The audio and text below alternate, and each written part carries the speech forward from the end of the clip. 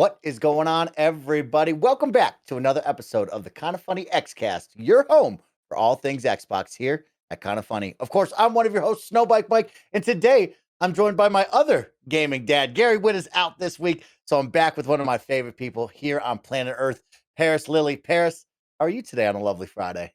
I'm doing fantastic. Rand's not here, so I'm back. I was ducking him. I wasn't going to be here with Rand.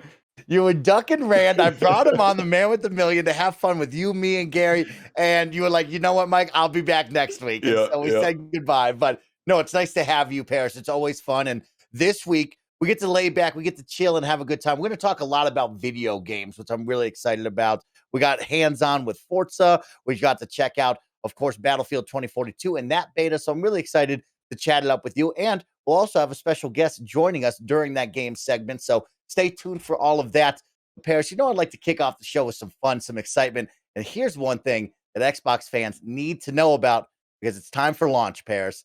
Xbox and Chill has now become a reality because the Xbox mini fridge is ready to go for pre-sale and pre-orders October 19th. I'll say that one more time for all of our fans out there. October 19th, you will be able to pre-order the official Xbox mini fridge that will go out to multiple retailers globally December 21st. So I'll read right from the Microsoft blog. Of course, in the first wave of production, the Xbox mini fridge will be available at Target and on Target.com for $99.99. Our exclusive retailer for U.S. fans in Canada will also be able to purchase online via Target.com. It says it will hold up to 10 cans. It has a USB port, 2 shelves, and some LED lights. Barrett, our producer, is showing some photos right now from Tom Warren from The Verge over on the YouTube channel. It is tiny, but it is bright, Barrett. I think they really listened to a lot of us that got the Zoa Rock mini fridge. Parris, and you and I talked about it. Aaron Greenberg heard that of we wanted to see a little bit of upgrades, some lighting, maybe some LEDs. Got the USB port to be able to charge different things, which is kind of cool. But I want to circle on that price tag, Parris. $99. That was one you and I kind of said wow to. What do you think about that? Yeah, I was shocked. Honestly, it's probably about $100 less than I thought it would be. I figured this would be like $199.99 kind of thing. And even at that price point, it would sell out the second that they would put the pre-orders up. So to get this in at $99, it's almost a no-brainer. If you're a fan of Xbox and the collectibles, obviously it's a working mini fridge which you can use as well. So kudos to that entire team that put that together to get this out. So I think the question now is, how quickly can they make more after this initial launch? Because like I said, within the first 2 minutes of pre-orders, they will be sold out everywhere, right? And obviously they're partnering with Target. So if you're lucky enough, you can walk into a store and get one as well. But I mean, I'm putting this on the same level as the Steam Deck 2022. We already have the Zoa one, obviously, right? So thank you to Xbox for providing those to us. But I want that one. Yeah. I want the $99 one, and it's going to be tough to get that. I would be shocked if I'd be able to get one right at the the launch. No doubt, Parris. It's exciting, and like you said, right? What's that second wave? And after that, what does this release look like? I'm really excited to hear that, right? This isn't a one and done thing. I love that Greenberg and the team are working to make sure that there are more out there in the wild after this first initial wave, which is going to be really cool. But yeah, that $99 price point, I thought for sure $200 to $300 window, right? We'd be somewhere in between that. And I was getting ready to really swipe the card and kind of regret that, but also love that. I think $99, everybody, like you said, is now going to be jumping and excited to do that. So a lot of fun, but don't forget, October 19th will be your pre-order. No exact time on that, so make sure to keep an eye out over on the Xbox social media pages to be up to date with that. But going through Target as well, really, really fun, Parris. Now, I want to ask you some questions about this. We see that there's the green glow. There's definitely a light up on the top. They really made and elevated this. That USB port, you using that or you not using that?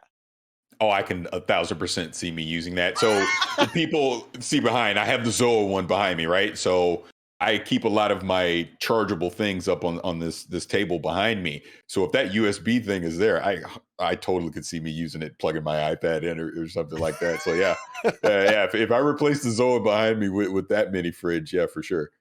Really excited, and it seems a little bit bigger than our Zoa mini fridge, of course. Yeah, Thank you to Xbox and The Rock for sending us those, but 10 cans, right? There's a little number floating around. There's 9 to 12, but they wrote on the official blog 10 cans, 10 12-ounce cans can fit in that. That's a good size right yeah. there. That's definitely bigger than the Zoa one because I don't know.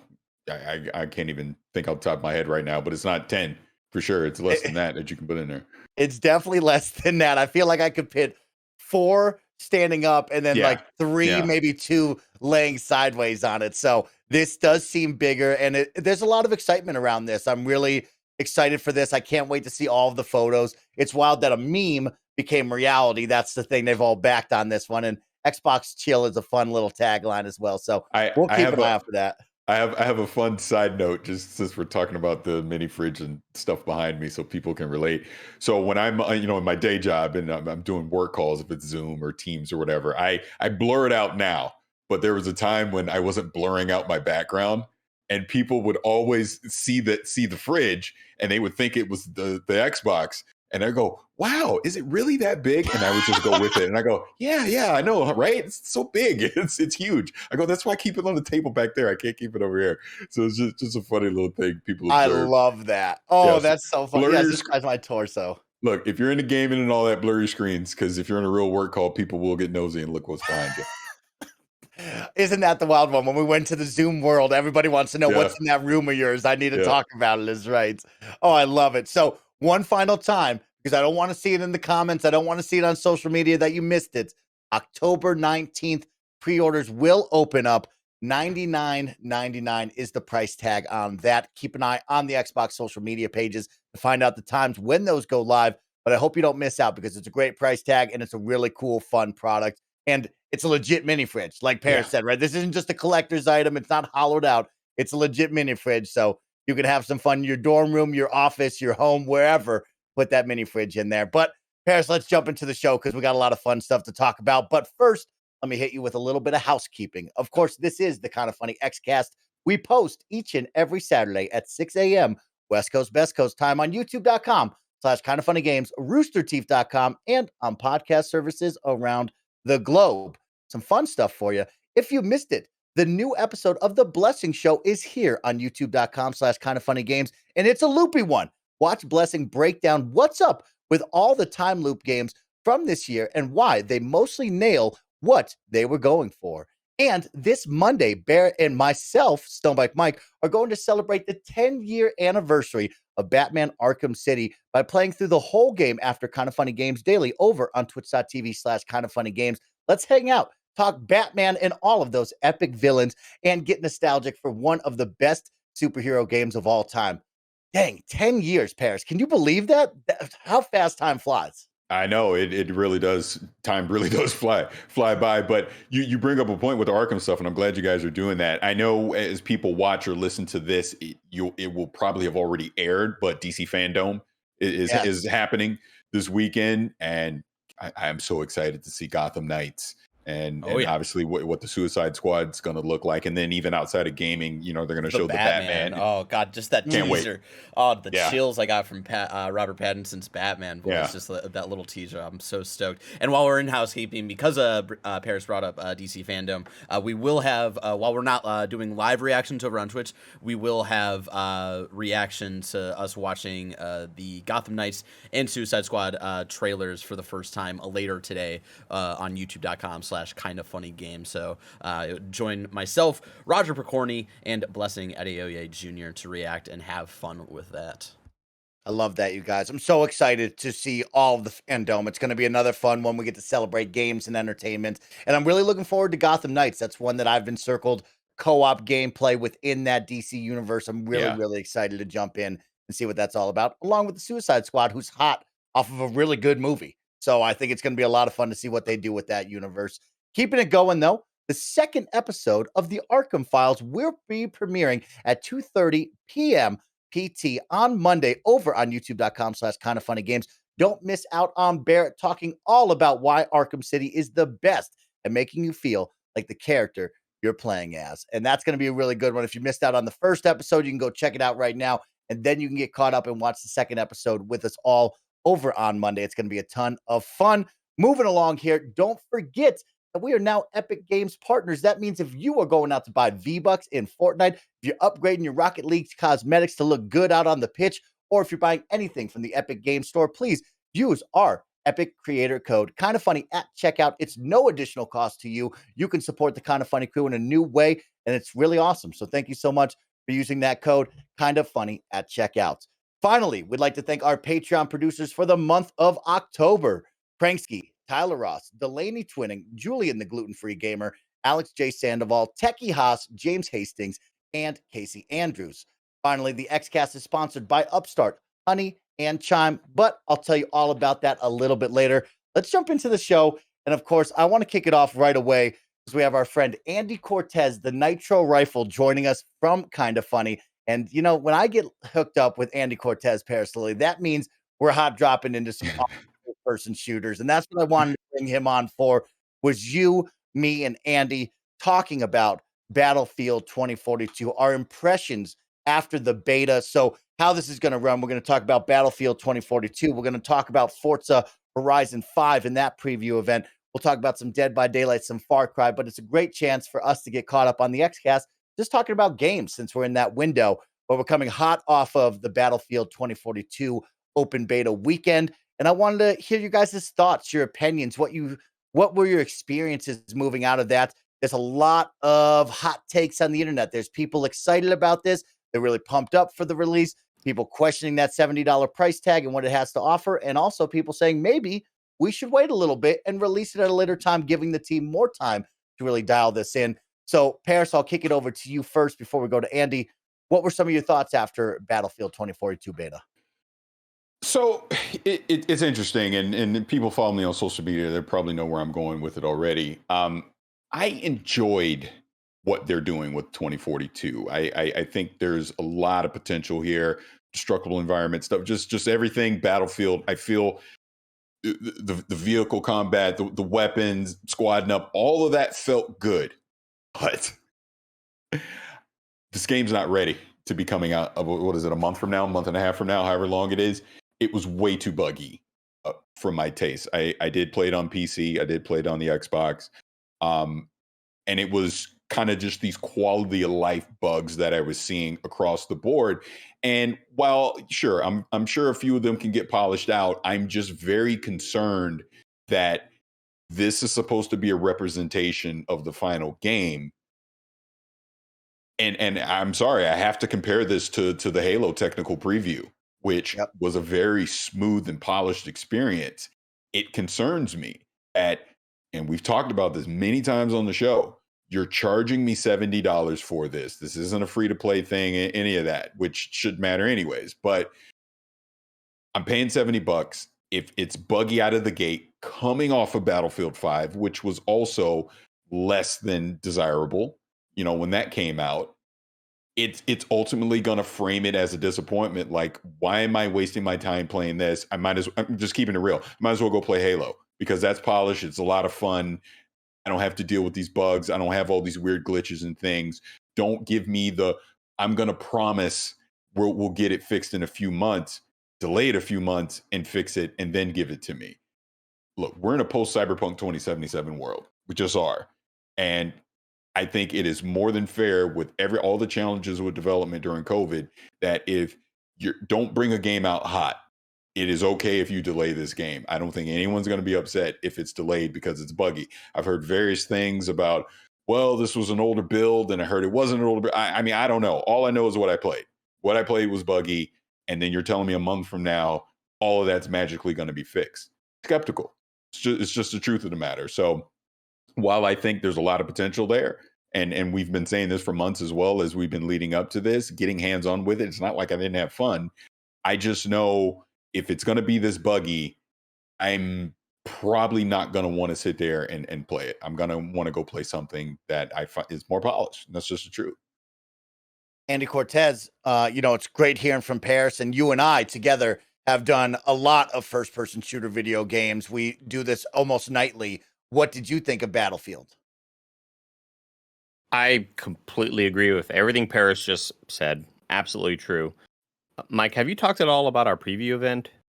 No, but if you'd like to talk about that, we can right now. This is the first time we're talking Battlefield on this channel, which is nice. Got it. Okay, awesome. So Mike and I participated in one of the preview events right before the open beta launched, about 3 days prior to the open beta launching. It was a mess, but on that day, Amazon Web Services went down, so did all of their servers. So it was an absolute mess. We played maybe 10 minutes total of Battlefield 2042, but we got to play with our homie Bruce Green, and there's no bigger fan of Battlefield than Bruce Green. And he was in our Discord with us as we were kind of discussing the issues that we were seeing with the current thing that we were playing. And Bruce, again, gigantic fan of Battlefield, was like, this game won't be ready to play for another 2 or 3 years. And he was so honest with us because he has seen the way every other Battlefield has come out, and it's broken and non-functional for about a year and a half, and then they start improving it, obviously, and they're always going to continue to improve it, but it won't feel really, really good to play for about a year and a half. And that was like an honesty shot to the head that I did not expect to hear from Bruce Green. I do think it was extremely buggy. It was a mess. It didn't feel great to play. I think gunplay felt good in certain moments, but performance is so bad. I struggled to get really high frame rate, and I have a really good PC, and it was just kind of frustrating there. I'm excited for the new game modes that they have been revealing, but I'm also just not the fan of Battlefield. I don't love the moment-to-moment gameplay. I feel like there are no stakes. I feel like I have fun when we're in a helicopter, though, when we're blowing shit up. I'm having a blast. We're laughing. We're seeing tanks explode. We're seeing all this cool stuff. And you can have fun in those moments, but I also don't necessarily care. I don't know if I necessarily care about winning matches in Battlefield, and that is at the heart of my issue with Battlefield. Now, this Hazard Zone stuff, these other game modes they are announcing, they might lure me in. But yeah, it was a mess. I totally agree with Parris. I think it does need some sort of delay, not only for fixing all of the issues that they're having, but get it out of Halo's way. Get it out of Halo's way, please. And who thought we would have been saying that 6 months ago? Crazy. I didn't because I thought it would have been the opposite, if anything, where Halo needs to get out of the way of Battlefield. But Halo has shown itself here the past couple months in a very good light, a very polished state. And, we've talked about this many times on the show about what Halo needed to be. And it's kind of living up to the expectations of what we said it needed to be. So much so that you can't bring in the competition can't come in. I'm just going to say it can't come in half-assed, because if you come in half-assed, no one's going to play your game. That's what's going to happen. Not to mention, it's $70 versus a free-to-play game. That does matter. That really does matter, where people are going to vote with their wallet. If the word around the campfire is Battlefield is going to be buggy, it's coming in hot at launch, why am I giving you my $70 at launch? I'm going to wait until, it's in a better state if I come back at all, especially when I have a viable option that is free to play. I don't have to spend a nickel to go try it out and play it and have fun with it with my friends. So, and 2 weeks after Vanguard. Yeah. We're talking about a game that is going to get story. Yeah. We're going to get a massive upgrade to Warzone. So, yeah. This is a tough one. I totally agree with both of you. And I've seen both sides out on social media after the weekend, right? It is Battlefield. It has those only in Battlefield moments. But after that weekend, I played with it. I was like, ooh, this is going to have a really tough time against the other big two, right? We're going into a holiday season where it is the big three, and each one has their own pros and cons.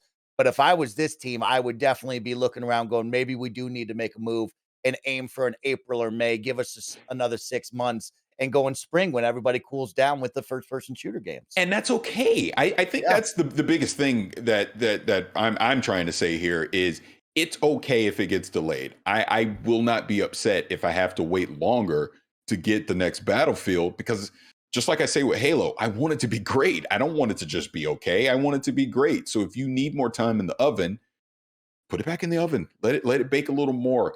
maybe you need to run another beta, get some more user feedback. I don't know what it is, but it's not that it's a bad game. It's just, it's rough around the edges. And we're at a point in gaming right now where we have so many other options of things that we can play. We're not going to tolerate playing a rough game.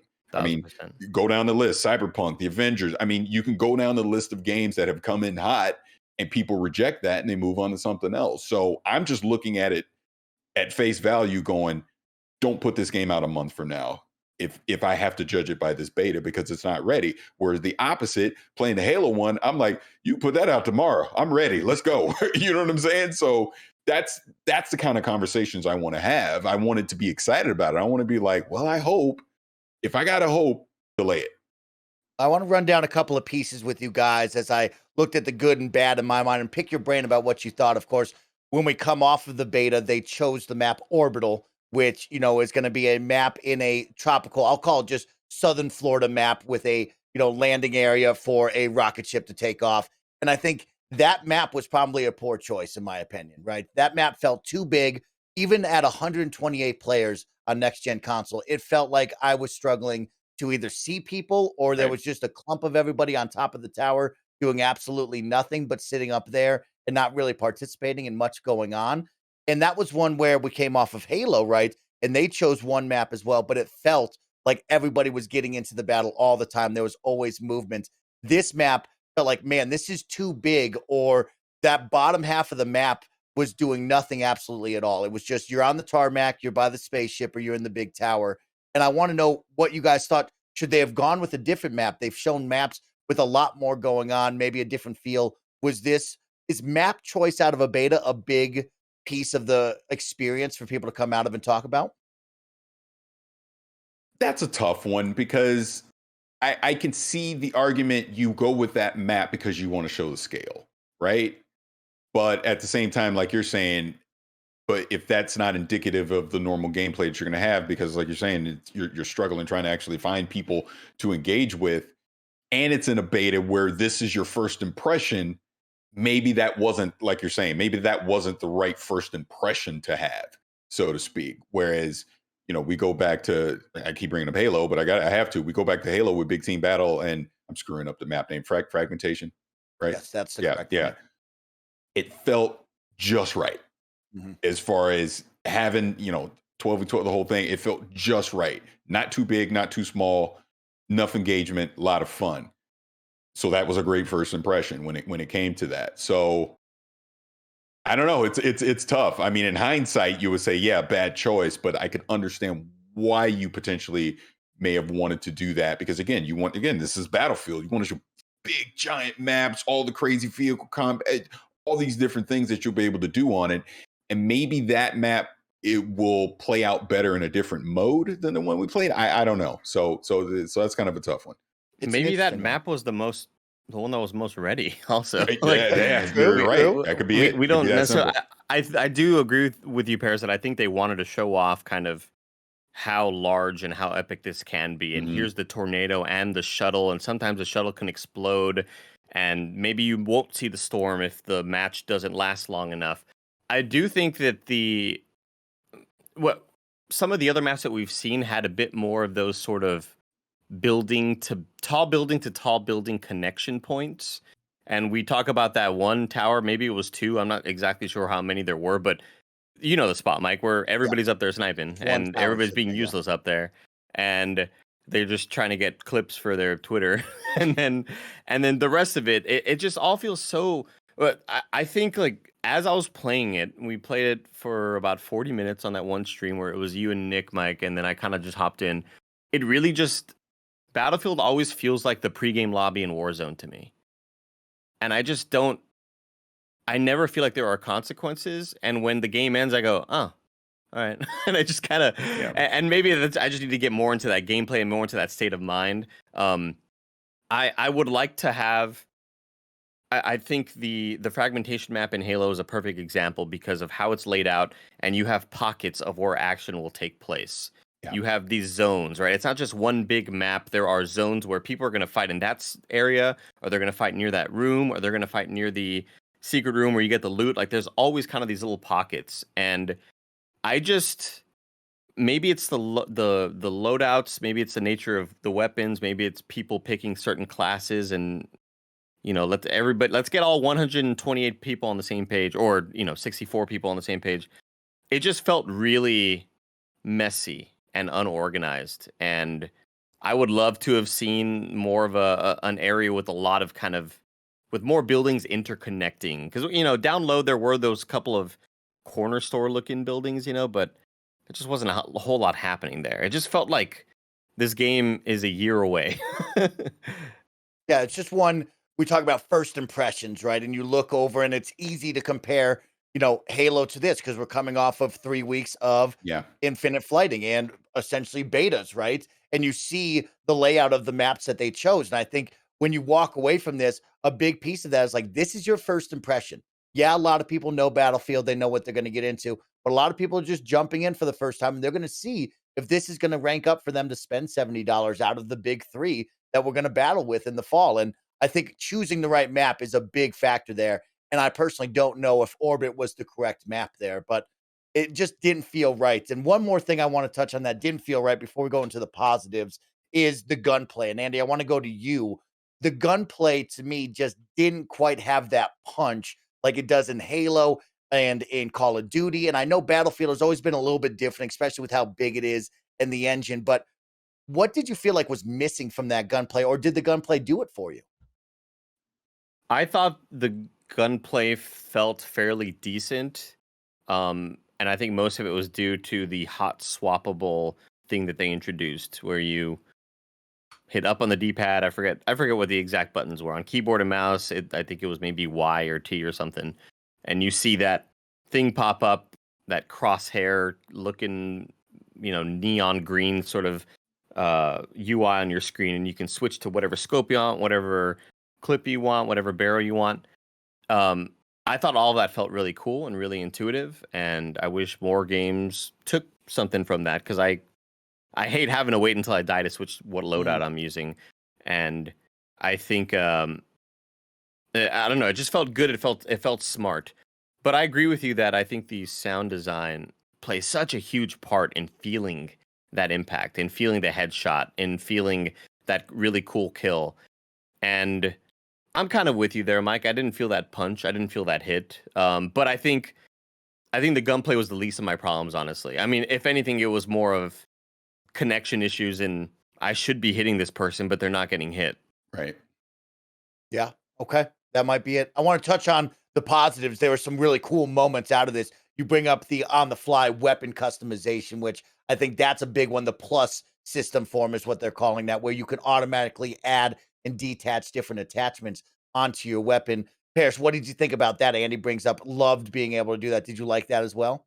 No, I did. And that's, to go back to his point, that's probably the least of my worries are things like that, because I think that's what can make Battlefield special, is being able to do things like that on the fly, customize your weapons, change your loadouts, things like that. I would say other positives for me was I never say it right. The vehicular, am I saying that correctly? Nailed combat. Yes, yep, there you go. Nailed it. There you go. But that would be a highlight for me. I that's why I love Battlefield. I love being able to jump in tanks and jets and helicopters and do all those things, and have all those fun things, get shot out of the sky, all of that. I think all of those things are fun. Obviously, as you would say, Mike, the levolution of the destructible environments, that Battlefield is able to do at scale is also another positive you want to see. Again, there's a lot of good in here. It's just layered in roughness. That's the problem. And again, I don't want to go back into that, but yeah, there's fun. Like I said, it's not that I wasn't having fun. There's a lot of fun to be had. I just wonder, if that fun can be sustained over a period of time in the current state of the game. When we think back to a couple of months ago, when I think Call of Duty was at its weakest, in terms of the public eye, when there are so many people watching these streamers, and it is full of people cheating and aim hacks and aim bots, and there was a moment where people were looking at concurrent players, and Call of Duty was doing really, really, really bad. And it's like, wow, Battlefield's really about to come in here and take that spot. They're really going to do it. I can't believe it. And the $70 product that's going to be buggy most likely November 19th or November 4th, November 19th. Yeah. That is not what you want to bring on to the mass market to say, all right, we're here, we're ready to take out Call of Duty's crown. There's no shot you're going to take that, especially when Warzone is free to play and you're trying to siphon off those players. I just think that like there needs to be something else here in order to say, hey, you're frustrated with the Call of Duty, come over here, check this out. When your game is in a state like that, like I think of everybody moving to Splitgate with the Call of Duty frustration. A lot of people go play Splitgate and go, oh damn, this is a really small game and it works really well. This is awesome. Their Battlefield needs that moment of, hey, they're doing pretty bad. You're not having a whole lot of fun. It's getting stale for you. The map, blah, blah, blah. Come check this out. When your game is not working that well, people are going to go, well, I got to spend $70 for that. And I'm watching my favorite streamer play it and they're frustrated with it. Nah, man, I'll go back to my free game, dude. No, thank you. Yep. I want to give a lot of love. Like Parris brought up, Levolution, destructible environments, the dynamic weather along with the tornado. Those are the only in Battlefield moments that you look for, that you love, that draws your attention over to that franchise and makes you say, dang, I can't wait to check that out. I can't wait to be a part of that. And so they really crushed it on that part. But there was a lot of moments where I walked away going, ooh, I don't know if this was the right call here. I don't feel this. It's not going to be what I want here in this fall window. So it's really interesting. But there's a big positive here that we need to talk about, and there might switch the tide up for everyone. And I want to hear your thoughts on this one.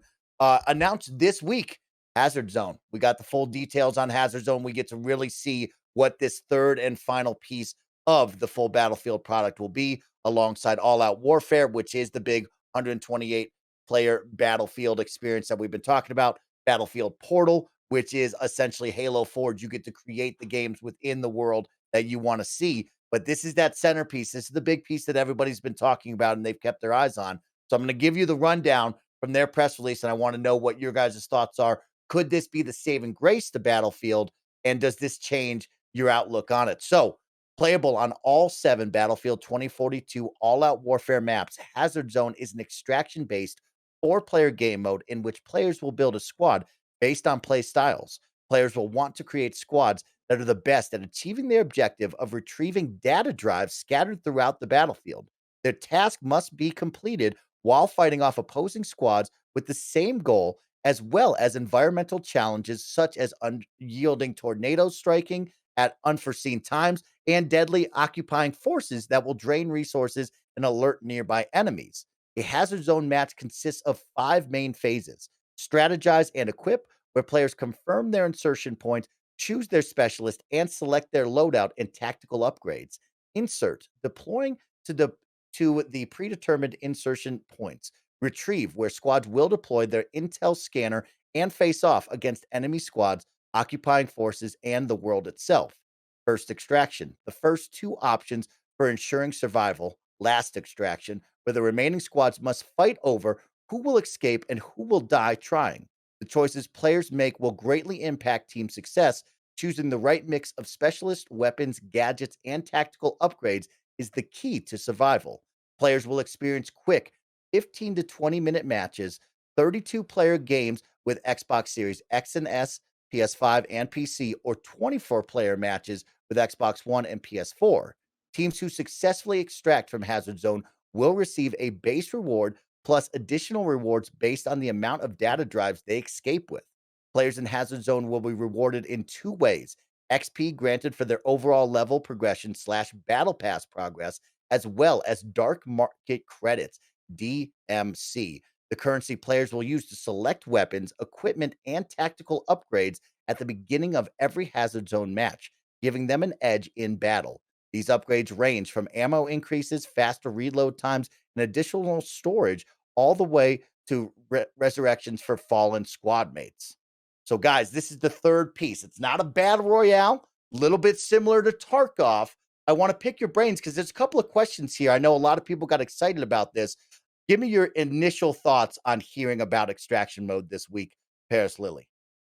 I mean, my first impression was, yeah, I mean, this sounds like a lot of fun. It definitely sounds like a mode. I would love to jump into, like, you bring up Tarkov, and I never say it right, but which is something that I've only dabbled in. I've not played a lot, but maybe this would be the thing to get me to, check out that type of style, gameplay even more. So yeah, I mean, it sounds like a lot of fun. The fact that it's going to be available all the maps, I think there could be some very interesting scenarios with that. Andy Cortez, what do you think about this high stakes, pressure filled type gameplay mode? This is what I'm talking about, Mike.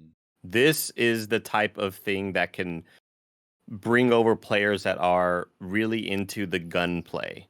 And of course, there will be some vehicle madness and stuff like that. But I think more than anything, like, gunplay is going to win here, and solid strategy. And the fact that it's that short of a game mode, and you're not hopping in and being like, well, we'll be in this gigantic match for the next 42 minutes. And like, this feels like a game mode that I would be down to play way more than the other point capture stuff that Battlefield is more known for. I'm stoked that this also helps you level up whatever the battle pass is going to be, because we've seen some of the cosmetics that they've released, and more than anything, like, Frostbite engine looks goddamn good, and I like the way their characters look, and I like the way the textures and everything else is sort of presented. The material work is fantastic, so cosmetics are going to look great, and I would love. I'm super stoked to eventually level up whatever my dude is, whatever my character is. This is a mode that seems awesome, and shout out to the Division for kind of paving the way back then for having that mode. Yeah, this rules. This is what they need. I again, would this have been great if it was free to play? If this is the free to play mode, it would have been awesome. But people are gonna have to, fork up to try to get in here. Yeah, I like that, and I want to touch on that free to play mode in just a second. When I read this, I get excited. Right, we're coming from a really battle royale filled space lately, which has really driven the market. Everybody likes these high stakes, pressure filled gameplays where only one team is going to survive and win out. And you've seen just the blow up of Escape from Tarkov. And I love that they found a way to really put something high stakes, but also something different than the battle royales into this game. My worry, though, when I read this, right, is we're talking about all 7 of the Battlefield all-out warfare maps that we just talked about are designed for 128 players. It felt too big at one point. Now we're only going to put 32 players in the map. That seems a little light to me, coming especially hot off of Fortnite's with 100 players, Warzone with 148 players. I do worry that this is going to be a really big map filled with a lot of quiet time out of that 15 to 20-minute match. And yes, that's going to lead to a lot of pressure-filled moments once you do engage. But also at the flip side, it does worry me that we might be running around a quite fair amount of time without seeing anything, and then all of a sudden get picked off and really feel like that wasn't worth the time and experience to jump in and play. So I do have my one concern about that. Parris, we brought up the price of $70. There were people online saying, oh, this mode should be free to play. Now, you and I, there's a lot of conversation here. It's a $70 product that only has 2 modes before this mode announced that was already questionable with a multiplayer only experience. You got to bolster that price tag up with something else like this. Could they really get away with doing this free to play? Does it have to be there for the $70 price tag to justify it? What are your thoughts on that? I think so. This is, again, where you get into, we've talked in the past about them not having a real, like, single player campaign. So it's multiplayer only. So, all right, if you're charging me full price for all these multiplayer modes, what am I getting? You kind of gotta, you got to give people their quote unquote money's worth when it comes to that, especially since there's also still going to be a battle pass tied to this, which is going to be even more money that you're going to have to spend. In a perfect world, we've said this a million times already, but in a perfect world, I think this game would have been a perfect candidate to be on Game Pass. Just would have, if you're not going to do a free to play thing, if they'd have got this thing on Game Pass, I think there'd be a lot more excitement around it, because is it you're not going to be included with EA Play and all that stuff, or not right away? No. Yeah. You'll get a 10-hour free trial. That's what happens with the EA Play partnership. Of these new games, you'll get a 10-hour free trial, which is the big positive. But yeah, as you keep going, Paris, it's just not the same as getting it on Game Pass day one. Well, ironically enough, you bring up the 10-hour thing because I was going to head there. Is I think you're going to see a lot of people jump in and take advantage of that to try it out before they see if it's worth their $70, which brings it all back full circle. If you're a buggy mess in those 10 hours, guess what? People aren't going to go spend the $70 to go buy the full game. Yeah, and I think when we talk about having like, you got to have more than just 2 modes to justify the $70 price. I don't disagree with that. It would just be so much of a stronger kind of selling point to say, yeah, you're paying $70, but check it out. Look how stable everything is. Mm-hmm. Look how flawless everything runs. We got this anti-cheat on day one. You don't have to worry about any of that. This is like a flawless online experience. Whenever we log on to these multiplayer games, there's always going to be issues for a while, and I don't have the most experience with Battlefield, but just based on what other people have told me, like, yeah, this game probably won't work super well for quite a while. And I think like you need to justify the price point based on who you're competing against and based on how well your game runs. And it just really stinks that you already mentioned it, Paris, that like, yeah, apparently this is a 4-month-old build. Well, yeah, like, don't do that then. Like, yeah, I don't know. Like, what do you want me to say? I don't know. Well, here we are, right? We have now been able to try and put hands on all 3 of the big first-person shooter games coming out this fall. And in my opinion, I think after all of that, Battlefield is in the weakest spot right now. And if I was Battlefield, we'd be having that conversation, like you said, Paris. And by no means is it bad to delay this game, give it more time to perfect, get out of the way, because there's a lot to go into this. Halo being free to play, this game coming out at a $70 price tag. And on top of that, Call of Duty, which is the juggernaut, right? One of my favorite things, Paris, you and I always talk about is like Call of Duty is huge. I'm watching NFL TikToks of NFL players and they ask them what's their favorite video game. And every single one of them says Call of Duty. And the wild one is we're going to get a full package with Call of Duty Vanguard, from a campaign to a multiplayer suite to zombies. And then on top of that, the rumor going around right now is that the Vanguard brand new Battle Royale map will drop probably the same week as Battlefield 2042. And that would be a huge issue for this team, to have the other team throw out one of their biggest games with a new mode right on when they're supposed to release. So in my opinion, I think they should wait and get away from that. We've seen this happen before, with years before of Battlefield, Call of Duty, and Titanfall 2. And we talked about that fiasco. And right now we're in another situation with 3 first-person shooters are going to release. And it's going to be a wild winter. You gotta wait. All these things go in cycles. Not only do you delay it to give it more time, you wait for people to get mad at Call of Duty again. You wait for people to be frustrated with the experience over there. And by that point, maybe people are like, Halo, man, we've been waiting for a new map forever. When are they going to come out with a new thing? You wait for the gamers to get mad so then they can buy into your experience and say, we are the saving grace. We were supposed to come out in November, but we waited to fix the game, and now it's running perfectly. Come over here, gamers. You want to try out this experience. Play for 10 hours. Hopefully you like it. It's going to be a wild one. We'll see what happens, but that is our experiences coming out of the Battlefield 2042 open beta this last weekend. Let me know in the comments down below, what did you think of the beta, what you like, what you didn't like, and which out of the big 3 might you be picking up this holiday season. But with all that, let's take a pause, hear a word from our sponsors, and come back with Forza Talk. This episode is brought to you by Honey. Online shopping, everybody does it. There's no shame in it unless you're doing it without Honey. That is, you should be ashamed of yourself if that's the case. That's because Honey is the free shopping tool that scours the internet for promo codes and applies the best one it finds to your cart. Honey supports over 30,000 stores online, from tech and gaming sites to fashion brands and even food delivery. It's also super simple to use. When you go to checkout, the Honey button drops down and all you have to do is click apply coupons. Then you sit back, relax, little Honey guy dances, and Honey searches for the coupons for you. If it finds a working code, you just watch the price drop. I use Honey for everything. I've been using it for a very, very long time, many, many years. I've saved thousands of dollars, honestly, over time. If you don't already have Honey, you could be straight up missing out on free savings. It's literally free, installs in just a few seconds, then you're good to go. And by getting it, you'll be doing yourself a solid and supporting this show. Get Honey for free at joinhoney.com/kinda. That's joinhoney.com/kinda to get Honey for free. Next up, shout out to Upstart.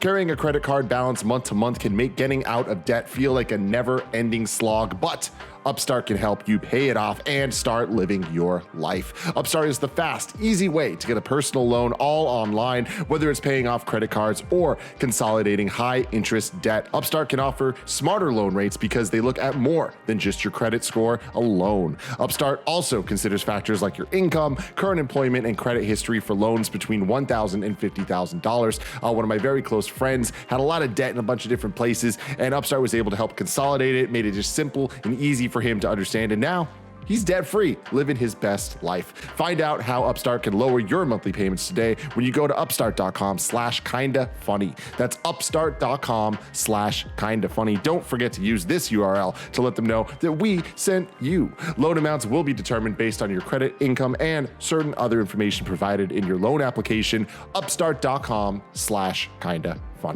And finally, shout out to Chime. When your online checking account balance is running low, a $33 overdraft fee just makes it worse. And overdraft fees have gotten wild. In 2019, banks took $11 billion in overdraft fees. Oh my wow. Chime does things differently. Chime is an award-winning app and debit card that has saved its members more than $10 billion in overdraft fees.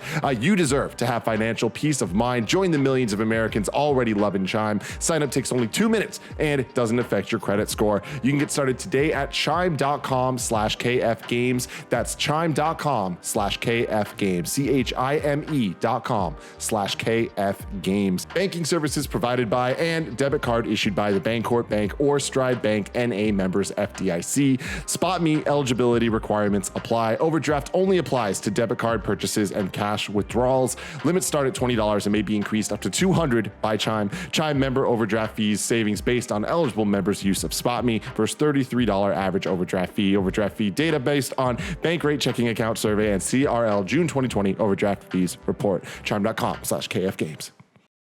All right, everybody, welcome back. With that, we'll say goodbye to the Nitro Rifle, Andy Cortez. Thank you for joining me and Parris Lilly on the show to talk about Battlefield 2042. You, my friend, have a wonderful weekend. Have a great one, everybody. See you later, Andy. Parris, now we get to talk some Xbox fun right now. We get to talk about a game that is red hot. This game is coming out, and it's going to be a juggernaut of success, in my opinion. Forza Horizon 5, debuting in Mexico. We got to go on a preview for the whole week with about an hour to an hour and a half of content. You could stretch that out if you were like me and played everything and took a nice road trip around Mexico. But what are some of your thoughts coming out of that weekend or week that you had with it? So, I want to take this back to late May when I was lucky and fortunate enough to, host Xbox, Showcase Extended. And I'll never forget, because they had to show me everything early. I'm in one of the rooms, the video editing rooms, and I remember they were like, "Oh, we're going to show you the Forza Horizon 5 trailer." And I was like, "Okay." And I'm sitting there watching that trailer, and I thought, "Oh, this is all pre-rendered." Like, I didn't think it was actual gameplay they were showing me. I thought this is all CGI stuff that isn't actually representative of what the game's going to look like, right? And they're like, "No, this is a game." And I'm like, "What?" And then obviously we've seen all that. So to go from that to now actually having it in my home and playing it on my Series X and seeing that, yep, this is legit. All this is legit of what they're showing. It is one of the more visually stunning games that I've ever seen. And I don't say that lightly, because obviously there's definitely some bangers out there. But from a visual standpoint, this is a stunner. If you're into the Horizon series, like if you played 3, you played 4, you're going to fall right in line with this. Playing 5 follows a very similar formula. I think Mexico, the diversity of the Mexican landscape really highlights, what Horizon is all about. We obviously just played it, solo, but I'm so excited to be able to jump in and play with my son and play with, friends, all that, because this is just going to be a fun game to play. That's the main thing that I took from this. what we played. Again, we're talking about bugs and all that, but this very polished, didn't have any issues at all. And ironically enough, I mean, other than it being 30 frames to 60 frames, from a visual standpoint, again, I couldn't really tell the difference between performance mode and what was the quality mode, I guess, right? Both of them look fantastic to me. So yeah, sign me up. I can't wait till this thing, comes out, the final thing. And then, we obviously just get unlimited time to just jump in the open world and explore and drive around and just see Mexico. I think it's going to be great. No doubt, Parris. I'm totally in agreement with you. And, no disrespect, but disrespect to Gary Whitta. It is a breath of fresh air to leave the English countryside. Yes. As much as I loved Forza Horizon 4, when you go down to Mexico and you see the diverse terrain, you see the color palette that is going to be thrown at you, it just feels so much better. It's a breath of fresh air to finally break free of that. And I really am excited to see everybody's reaction of driving around Mexico. That was the first moment when they give you the intro that everybody's seen of the cars falling out of the plane and you're on different terrain and different cars. It's just like, oh man, here I am on top of the volcano with snow all the way down the side of the hill. Now I'm in the jungle and there's, wet rainforest feel. And then I'm in the city and you can see the vibrant colors on your screen if you're watching on YouTube right now of some footage that I was able to capture. And just like seeing the towns and the cities felt so much better. And I was so pleased with that. And it's one of those pairs. It's tough for me, right? Forza Horizon and Playground Games have done such a great job at creating something so special in the racing world where you could be a diehard racing fan and you would love this. If you aren't into racing games, you can still find a way to love this because it's so open and it allows you to do anything and create your own memories and moments, which I really, really love. And I think that's what makes Forza Horizon so special. But my catch is like, how do you improve on greatness year after year? Because this game is great and it's incredible, but like I can't look at you and be like, oh, here's like the minute detailed differences from Forza Horizon 4 to 5. Because 4 was so terrific. 5 is just great. It just feels fresh because you're in a new setting. Completely agree. I am curious though to see how this, again, we're just talking from the visuals and everything, how this will look on the Xbox One, since this is a cross-gen, cross-platform game. That will be an interesting one there, Paris. I did not think of that because we were on the Series X, like you said, playing that. But it will be interesting. We are in that time period, like you and I have talked about before, where we're still getting those cross-gen titles, right? We're not leaving behind the past quite yet, and we'd love to move right into the future, but it's not that time yet. But we've seen some games like Halo. People were very pleased with Halo. They didn't have too many big major visual concerns on Halo when playing the Infinite Beta. So it will be interesting to see what people think of Forza. But this was really, really fun. It was one of those pairs. We got 90 minutes with it, and I finished it, and I was like, I want more of that, and jumped right in. And they force you to redo everything you just did, and I was happy to do it. I was like, I'll do this all day long. I couldn't stop. Yeah, agreed. And again, just going back to the platform stuff, I didn't get a chance to check it out on PC or the Series S or anything. It was just strictly the Series X. So yeah, when we get to review time, definitely have to jump on all the different platforms and check it out and see. But yeah, from what I played, from what I had in my hands, yeah, I think people are going to be very happy. When is it? November 9th is the official launch date, I think. Yeah. So you got an Xbox fridge, you got Halo, you got Forza. It's going to make for a great holiday for all the Xbox fans out there. One more follow-up question. I guess you brought it up, right? Of like quality versus performance mode. And I totally agree with you. I couldn't see that much of a difference, right? It truly felt very similar on that. Even with like frame rate and stuff, especially with like a driving game. It felt very similar. I think when I went from 30 to 60 frames, it felt a little slower. But honestly, the visual wise, it looked too close to call with my just generic eyes here. I'm sure people will break it down and really go deep on Digital Foundry with that. But Paris, are you a little disappointed no 120? Right? Is this one a game where you're like, hey, where's the 120 at? We're in the next I am, especially since they are doing quality modes, performance modes. I was thinking there would probably be a 120 mode. Maybe that's something that they just couldn't get ready for launch, and we'll see down the road. Obviously, we already have precedent with other games that have added a 120 mode, post launch. So there's still hope for it, and I would assume this is going to do all the Dolby Vision, all that stuff. So. Hey, I wasn't complaining while I was playing. I know that. So that's the truth. Before we leave Forza, I just want to give a big shout out to the map once again. 12 different biomes that you can drive around, and really each one feels so unique, right? The 2 different beaches on the other side, a giant golf course in the middle that I was just ripping apart, Pairs, driving some wheels in that one. And I loved the mountain with the volcano was great, the jungle, the temples, and then the switchbacks with the gondola was really cool to try to just perfect that drift and gymkhana up the side of it was really, really fun. So I can't wait to take more screenshots, share those moments. Like you said, being able to play with friends is going to be wild. I can't wait for the eliminator mode again to return. That's one of my favorites, and a great showing here with the preview. And we're just right around the corner before launch on Game Pass, which is going to be great.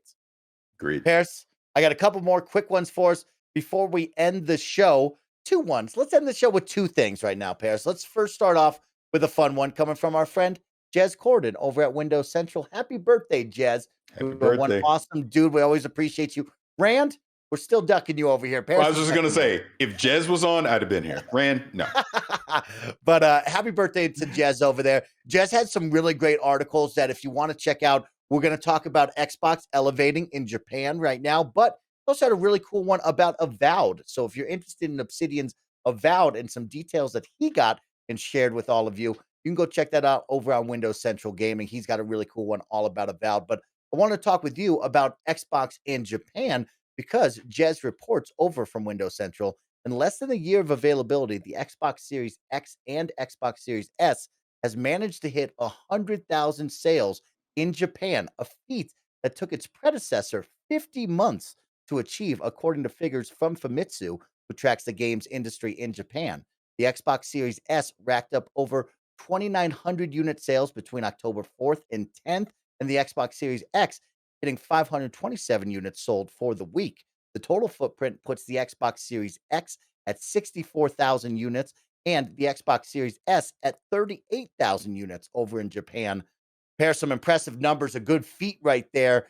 We're going to talk about, because there was some of like, oh, that doesn't seem that big. But then when you compare it to the previous generation, you're pretty pleased, right? 50 months to hit that as opposed to less than a year. So let's talk about the positives there. What did you think about that from Tokyo Game Show to the big numbers here? What do you think about that growing market? It goes to show you that the Xbox is starting to see some traction in Japan. I think it's a combination of the hardware along with the various services. And as they start to cater more and more, and we saw this during Tokyo Game Show, but as they start to cater more and more games towards that market, you're going to get more people that are going to be receptive to want to pick it up. Couple that with a service obviously like Game Pass, which allows you to play so many other games. I know the X outsold the S, but the S, especially in Japan, if you've ever been to Japan or been in an apartment in Japan, you need all the room you can get sometimes. So the more compact, the better. So I think that also helps having the hardware options there to go with the services. And like I said, as these games are starting to roll out now, I mean, it shows you Microsoft is committed to Japan. And as long as they can stay committed to it and give that region the things that they want to engage with, I think it'll just keep growing. Yeah, it's really cool to see the commitment you bring up, right? Not giving up and just saying, oh, that's a PlayStation, Nintendo area, right? Trying to put a foothold there. No matter what you think of that small 100,000 unit sales, right, in less than a year, that still is a big growing area compared to last generation, like we talked about with 50 months.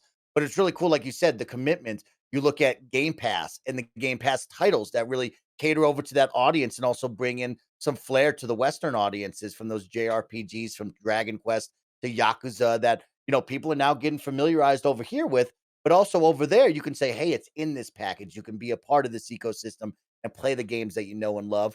Another one coming out of Tokyo Game Show that you and I and Gary got to see was the announcement of Project xCloud, with the beta being released over there and the ability to play that. And I think one thing that you and I and Gary have always talked about, and I'm sure Xbox gamers truly appreciate, is that play anywhere mantra, right? Being able to play on your PC, on your console, on your mobile device, and have that save go everywhere with you.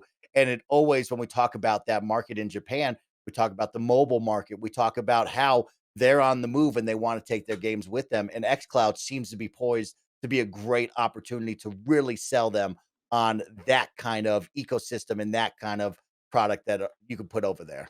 Yep, completely agree. I love that. So a really cool one over there. Like I said, Happy birthday, Jez. Great stuff. And go check out if you want to learn more about Avowed. But a nice little number there. Congratulations, Team Xbox, on some great sales numbers over in Japan. Very, very cool. Harris, you and I, we got the opportunity to go check out a brand new piece of hardware coming over to your Xbox consoles, a new controller and a new headset. And this controller might become the best controller on the marketplace. And we're going to talk about that in just a moment right now. But you and I, we attended a seminar, a piece over there with PDP, I believe is what they're called, but the Victrix controller, the Victrix Gambit controller and headset. You and I attended a cool seminar to learn all about it, and then we got to go hands-on with it. So thank you to the team over there at PDP for sending us both the headset and the controller to go hands-on and talk with you all about it. And I want to talk about the controller first off, Harris, because you know I am a huge advocate for what is the best controller on the market, the Xbox Elite Series 2.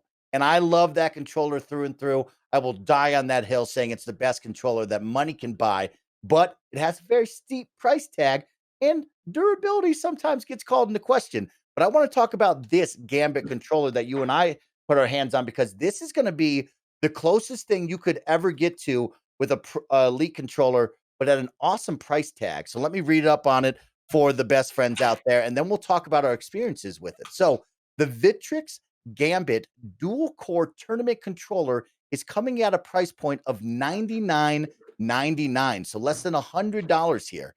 The read up goes like this: the Victrix Gambit dual core tournament controller was designed by esports athletes to eliminate lag and maximize your speed. Our controller has the fastest thumbsticks, trigger, and button inputs on Xbox. With Gambit's dual core technology, we dedicated one core to ultra fast input processing and the other for crystal clear audio. That means less latency and up to 8 times faster input response than competing controllers. With our patented 5 trigger stopping positions and hair trigger mode, you can decrease travel distance and react even faster. The Victrix Gambit dual tournament controller also includes 14 swappable components to transfer from the controller to match your game and your play style. In the pack, it's going to come with a wired controller, 2 faceplates as Per showed off there, interchangeable gates, D-pads, analog sticks, and back paddles, 3mm braided USB Type-C cord, which, Paris, let me just take a moment really quick. Shout out to those cords. Shout out to those cords, not feeling flimsy, feeling really good. I hated the cords back in the day that would snap, that would crack. These cords are great. Comes with a carrying case as well. But Paris, like I talked about, I love the Xbox Elite controller, and we're going to talk about the comparison here. But when we had the opportunity to go check it out, they said, you know, Mike, this could be the next one. You might want to see it. And I said, okay, I'll be the judge of that. And now you and I have gone hands-on on it. And Paris, for the price tag of $99, there is so many pros here that I want to scream about this controller from the rooftop. The negatives are very few and far between, but I'm blown away. It's got the share button. It's got the different trigger inputs on how lengthy it can be. It's got a good feel to it. I love the 2 different faceplates, from the nice white and purple to your purple, which is the noise canceling faceplate, which I really, really like. I love the back pedals, and I love how they're built in, Paris. That's one for me on the Xbox Elite controller. Sometimes I feel like I'm pressing those back pedals so hard that they might snap off. They never have, but it's just a different feel when they feel like they're built in. And a cool one is it's got 4 or an interchangeable back pedal to give you just 2 if you prefer, which I really, really love. My only negatives and my critiques about this, of course, is you can't go wireless, right? It's always built in, and that's the reason why it reduces that lag as well, along with the dual cores. But the weight, the heft, I think that's one thing when I touch on the Series 2 or the Elite Series 2, is it's got that heft where it doesn't feel like it's kind of flimsy or cheaply made. It's got great rubberized texture on the back. And it also has up to 3 programmable profiles, as this one only has 1. But for $99, Paris, this might just be the next best thing, and something that people should consider if you were ever looking at an Elite controller and said, oh, that's just a little out of my price range. This should be the one that you should go to, in my opinion. Yeah, I would agree with you, because when you think in this, the competitors in this market, and obviously the Microsoft's own Elite controller, is probably at the top of the chain when it comes to that 99. When they said 99, I was like, whoa, because Whoa. that's this controller is built for a more competitive scene, right? And it's giving it to you at a more of a value price because, again, all the customizations that you're going to be able to do to it, like you said, yeah, it's not wireless, it has to be wired, but when you're being competitive, milliseconds matter. So that's the whole point. You're trying to reduce as much latency as you possibly can. So that makes sense in this scenario. So I think it's priced very competitive. It makes a lot of sense if you're looking for that slight edge in the competitive scene. I mean, people are going to look, they're going to look at a scuff controller, they're going to look at the Elite, all that. This one coming into the market right now at this price point, I think makes a lot of sense. And it's a good controller. It really is. It feels good in the hand. I think it works fantastic. Like you said, minor issues at best. Yeah. So yeah, I think it's really good. Props to Victrix and PDP. No doubt, Parris. Yeah, give some props to them. It's right. I'm really impressed. And I actually love the triggers. I like that the length horizontally really fits my finger. I think that's one thing you notice on the latest Xbox controllers. It's just longer vertically than it is horizontally. It's a little bit tinier on that. And this feels good when you get your full fingers and hands on it. But yeah, really, I'm blown away. I'm really impressed. And I think one thing we took away, I wish I brought it up from the presentation, was when they did show that their independent study of, hey, this is what the times are looking like when you put in a button input or stick input or a trigger input, and the times that it goes from, right? When they schooled us on, hey, the controller is trying to pick up, these different inputs at certain time ranges, and this is how fast ours goes, so you never miss that button input. And then they showed the different controllers that it also tested. It was night and day faster. It was alarmingly faster, to be honest with you, Parris, where I was like, wow, this is insane that you've created this. And playing with it, I've played with it for a full week now. A lot of Call of Duty Warzone, a lot of Apex Legends, a lot of first-person shooters. It feels and plays just like an Elite controller, but with a great price that's affordable at $100. So really, really was pleased with this experience of this this controller right here, the Gambit, the Victrix Gambit dual core gaming controller. So check that out. But Parris, I didn't get to jump into the headsets. Now, this is one that people were talking about, of course, coming from the esports background. Headsets always matter. I wanted to know, what were just some of your thoughts on that one, as that is coming in at a different price point of $129. Interesting enough, I put this. It's funny because we talk about controller. I think the price is right because you're coming in very competitive compared to the Elite, controller, right? Whereas this one, it's a great headset, works fine, wireless, the whole thing. It does Dolby Atmos, all of that, all the things that you would want from an Xbox headset connected to your Xbox. But when you compare it to the Xbox wireless headset that just came out a few months ago, that's $99 if I'm remembering correctly. That is correct. So this is actually a little more. I put them on par as far as that goes, as far as quality goes, sound reproduction, the whole thing. They're very similar, but this is $30 more. So you have to take that into account, but you don't have to only use this on an Xbox. You can obviously use this on the competition console, and you can use it on PC and all that if you so choose. But I do like it. I think the build quality on it is really good. Like I said, the sound production on it is really good. The mic worked fairly well. People could hear me, without issue. It wasn't like teeny tiny or anything. So it's great. It's another quality product for them. I guess I would just say out of the box, I guess I wish it was also $99. I think that would have made a lot more sense. Yeah, that price tag definitely caught my eye there. But you know what also kind of fixed that a little bit for me, put it more on a balance, was that lifetime subscription to Dolby Atmos. That was a very interesting catch of, Dolby Atmos is being pushed a lot here on the Xbox side. And we talked about the headsets from Xbox. They were giving you, I don't remember, it was either 1 month to 6 months of Dolby Atmos with that, right?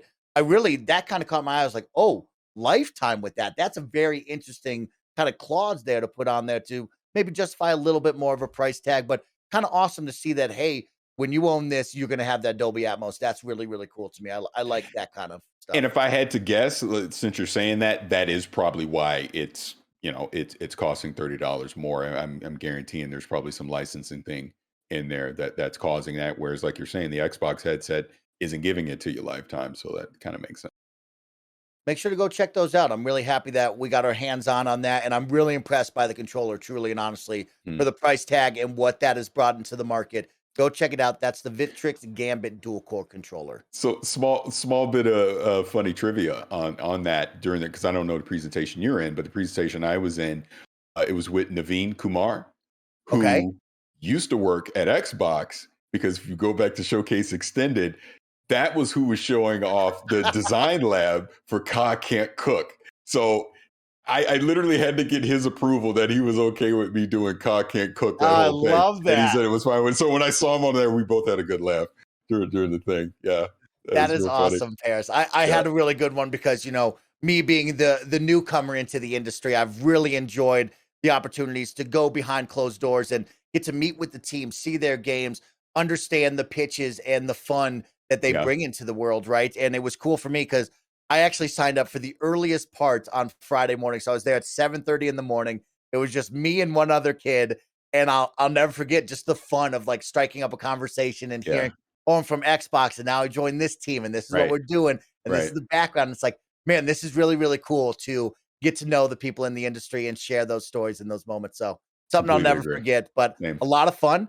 And you know what also is a lot of fun? Getting to share these moments with you, Parris Lilly. Another great episode in the can. We're ready to jump into the weekend. Got a lot of fun games to play, whether you're playing over on the Switch with Metroid Dread, you're jumping into Yara in Far Cry 6, or if you're going out there just having a good time in your favorite video game, I hope you have a wonderful weekend. On behalf of myself and Parris Lilly, Gary Whitta, who's out this week, congratulations on the baby. We didn't get to say that. He had a baby, y'all. Congratulations, Gary. That's so awesome. Of course, we'll see you in the Fandome with my guy, Barrett Courtney, and the team talking all things Batman throughout the weekend and on Monday. Don't miss out on the live streams. Don't miss out on the Arkham case. We'll see you guys back here next week. Peace.